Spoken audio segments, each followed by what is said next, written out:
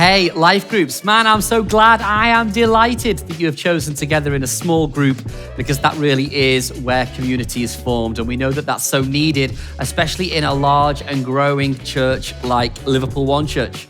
This Sunday, we kicked off our About Everyone series and we went on a slightly different tangent than typical because we started to explore from the life story of a guy called Obed-Edom that I described as being our unknown warrior in the faith, whose life story is recounted in 1 Chronicles 15 and 16, really about how it's important to prioritize what's most important and in your life. Because we know that it's the same for us all, that we know what it's like to know what we need, but we don't always know what we need the most.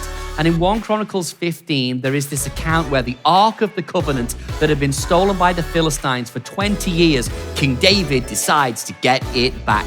And when he brings it back, it at first is placed at rest in Obed-Edom's house. But what we see is this Ark of the Covenant that really in Old Testament language is used to represent the power and the presence of God. What we see is as a result of it coming into Obed-Edom's house, we find, and the scriptures tell us this, that his life was blessed beyond measure. In fact, his whole entire household. And then the story goes on, and what happens is when the Ark of the Covenant is moved, Obed-Edom decides to volunteer as the caretaker to help move the Ark of the Covenant. And then once it's moved, he decides that he's going to apply to be part of the worship team. He finds an old American Stratocaster from under his bed and he learns 4 chords, G, C, E minor, D.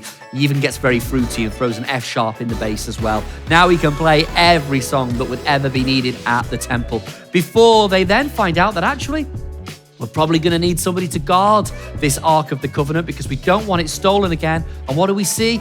Obed-Edom again saying, yep, count me in, that's me.